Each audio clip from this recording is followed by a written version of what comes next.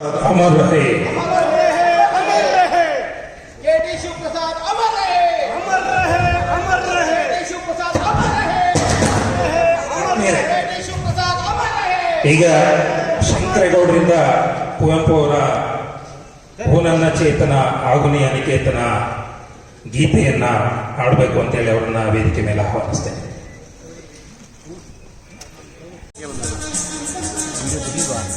ಬಂತ ಹಣ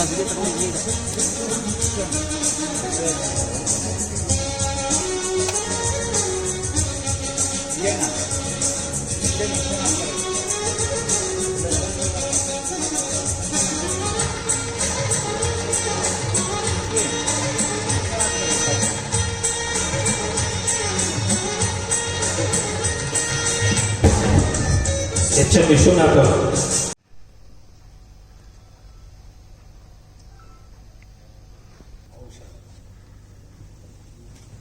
ಮನಗೆನೆಂದು ಕಟ್ಟದಿರು ಕೊನೆಗೆನೆಂದು ಮುಟ್ಟದಿರು ಓ ನನ್ನ ಚೇತನ ಚೇತನ ಓ ನನ್ನ ಚೇತನ ಆಗುನಿ ಅನಿಕೇತನ ಓ ನನ್ನ ಚೇತನ ಆಗುನಿ ಅನಿಕೇತನ ಅನಂತ ತಾನಂತವಾಗಿ ಆಗುತಿಹನ ನಿತ್ಯ ಯೋಗಿ.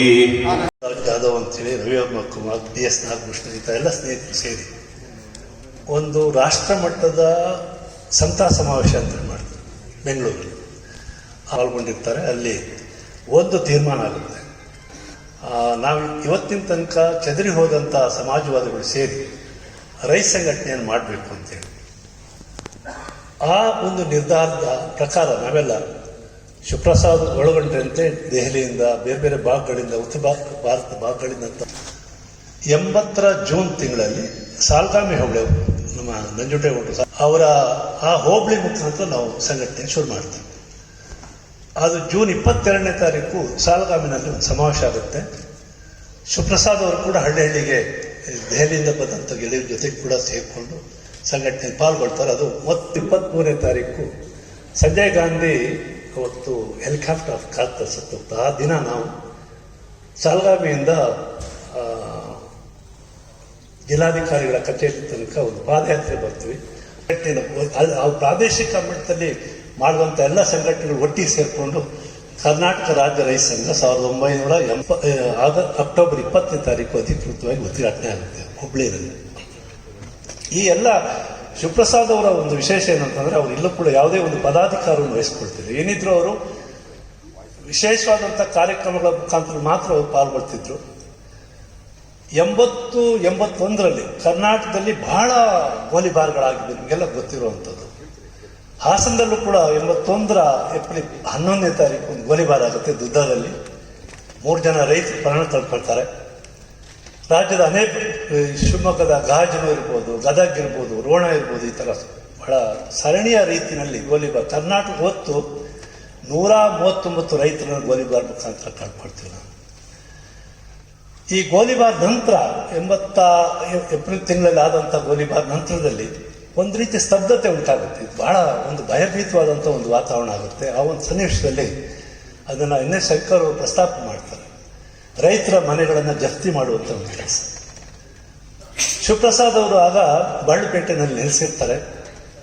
ಶಿವಪ್ರಸಾದ್ ಜೊತೆಗೆ ಬನವಾಸ ರಾಜಶೇಖರ್ ಮತ್ತು ಪಾಂಡುರಂಗ್ ವಿಠಲ್ ಅಂತೇಳಿ ನಮ್ಮ ಯುವ ಹೋರಾಟಗಾರ 3 ಜನ ಸೇರಿಕೊಂಡು ಈ ಜಪ್ತಿಯನ್ನು ವಿರೋಧ ಮಾಡುವಂಥ ಒಂದು ಚಳವಳಿಯನ್ನು ಪ್ರಾರಂಭ ಮಾಡಿ ಮೊದಲನೇದಾಗಿ ಅಲ್ಲಿ ಬಾಳುಪೇಟೆನಲ್ಲಿ ಒಂದು ಸಹಕಾರಿ ಸಂಸ್ಥೆಯಲ್ಲಿ ರೈತರ ಮನೆಗಳನ್ನು ಜಪ್ತಿ ಮಾಡಿ ಇಟ್ಟಂಥ ಸಾಮಾನುಗಳನ್ನು ಹೊರಹಾಕಿ ಹೊರತಂದು ರೈತರಿಗೆ ಆ ಸಾಮಾನುಗಳನ್ನು ಪಟ್ಟಿ ಮಾಡಿ ಹಂಚುವಂಥ ಕೆಲಸವನ್ನು ಮಾಡ್ತಾರೆ. ಅದ್ರ ಮುಖಾಂತರ ಒಂದು ಮರು ಜಪ್ತಿ ಅನ್ನುವಂಥ ಒಂದು ಹೊಸ ಪರಿಕಲ್ಪನೆಯನ್ನು ಶಿವಪ್ರಸಾದ್ ಅವರು ಕೊಡ್ತಾರೆ.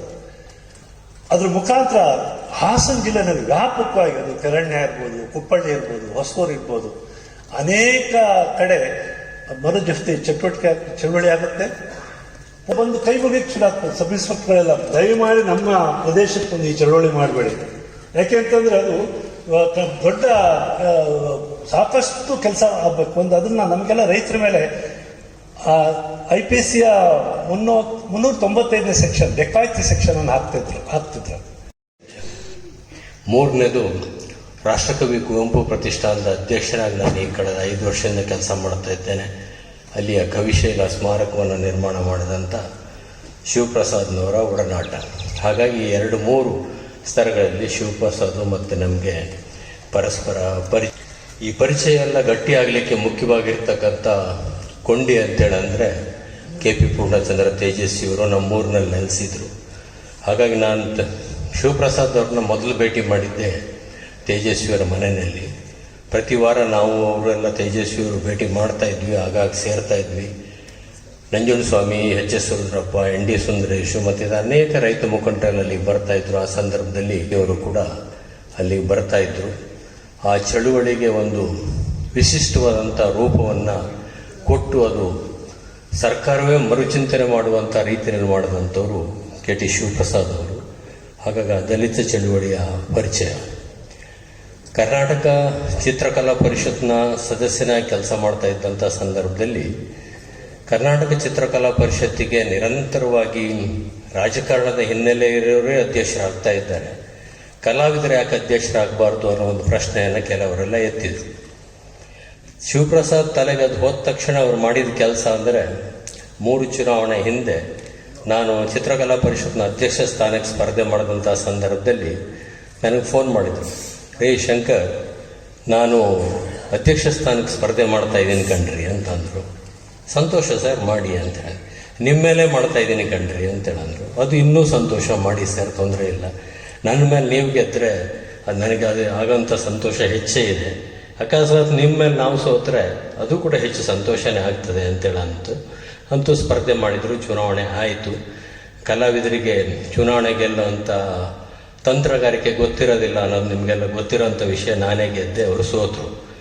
ಅದಾದ ನಂತರನೂ ಕೂಡ ನನ್ನ ಸ್ನೇಹ ಅವರೊಟ್ಟಿಗೆ ಮುಂದುವರೆದಿದ್ದು. ಸ್ವಲ್ಪ ಸಮಯ ಮುನ್ಸ್ಕೊಂಡಿದ್ರು. ಆಮೇಲೆ ಒಂದು ದಿವಸ ನಾನು ಊರಿಗೆ ಬರಬೇಕಾದ್ರೆ ಬೆಳ್ಳೂರು ಕಾಫಿ ಡೇನಲ್ಲಿ ಸಿಕ್ಕಿದ್ರು. ಏನ್ರಿ ಶಂಕರ್, ಚುನಾವಣೆ ವಿಷಯ ಮರ್ತೇ ಇಲ್ವೇನ್ರಿ ಅಂದರು. ಅಯ್ಯೋ, ನಾನು ಮರ್ತೀನಿ ಸರ್, ನೀವು ಮರ್ತಂಗೆ ಕಾಣೋದಿಲ್ಲ. ಹಾಗಾಗಿ ಹೋಗ್ಬಿಟ್ರಿ, ಏನು ಮಾಡ್ತಾ ಇದ್ರಿ ಏನು ಅಂತ ಒಂದಷ್ಟು ಚಿತ್ರಕಲಾ ಪರಿಷತ್ನ ಬಗ್ಗೆ ಅದು ಇದು ಮಾತಾಡಿ ಏನೇನು ಮಾಡ್ಬೋದು ಅನ್ನೋ ಸಲಹೆಗಳನ್ನೆಲ್ಲ ಕೊಟ್ಟರು. ಅದಕ್ಕಿಂತ ಮುಖ್ಯವಾಗಿರೋದು ಇನ್ನೊಂದು, ಅವರೊಬ್ಬ ವಾಸ್ತುಶಿಲ್ಪಿಯರೋದನ್ನೇ ಇಲ್ಲೆಲ್ಲ ನೀವೆಲ್ಲ ನೋಡಿದ್ದೀರಿ.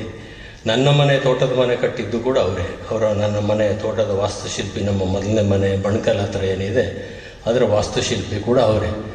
ಅದನ್ನು ಡಿಸೈನ್ ಮಾಡಿ ಇದು ತೋರಿಸ್ತಾ ಇರ್ಬೇಕು. ಅದನ್ನು ತೇಜಸ್ವಿ ಹತ್ರ ನಾನು ಹೇಳಿದೆ, ಅವ್ನು ಮನೆ ಕಟ್ಟಬೇಕು ಅಂತಿದ್ದೀನಿ ಕಣ್ರಿ, ಈ ಥರ ಯಾರನ್ನ ಮಾಡೋದು ಅಂತ. ನಾವು ಕೆಲವರು ಆರ್ಕಿಟೆಕ್ಟ್ ಅವನ ಕೈಲೇ ಕಟ್ಸಯ್ಯ ಶಿವಪ್ರಸಾದ್, ನನ್ನ ಮನೇನೂ ಮಾಡಿದ್ದೇನೆ, ನೀನು ಮಾಡಿಸು. ಆಯಿತು ಅಂತ ಹೇಳಿದೆ. ಆಗ ಶಿವಪ್ರಸಾದ್ನ ಆ ಜಾಗಕ್ಕೆ ಕರ್ಕೊಂಡು ಹೋಗಿ ಎಲ್ಲ ತೋರಿಸೋಂಥ ಸಂದರ್ಭದಲ್ಲಿ, ನೀವು ಮಲೆನಾಡಿನವ್ರದ್ದು ಒಂದು ಕಣ್ರಿ, ಏನು ಸರ್, ಏನಿಲ್ಲ, ನೀವು ದೇವ್ರ ಕೋಣೆ ಅಷ್ಟು ದೊಡ್ಡ ಇರಬೇಕು, ಇಷ್ಟು ದೊಡ್ಡ ಇರಬೇಕು ಅಂತೆಲ್ಲ ಅದೆಲ್ಲ ಮಾಡಕ್ಕೆ ಕೊಡ್ಕಂಡ್ರಿ. ದೇವ್ರು ಎಲ್ಲ ಕಡೆ ಇದ್ದರೆ ಅವನಿಗೊಂದು ಸಣ್ಣ ಕೋಣೆ ಹಾಕ್ರಿ, ಎಷ್ಟು ಬೇಕೋ ಅಷ್ಟು ಇದ್ರೆ ಆಯ್ತು. ನಮ್ಮಮ್ಮ ಇಲ್ಲ, ಏನು ನೀನು ದೇವ್ರು ನಮ್ಮದೇ ಇರೋನ್ನೇ ತಂದು ಇಲ್ಲಿ ಮನೆ ಕಟ್ಸಕ್ಕೆ ಹೊರಟಿದೀಯ.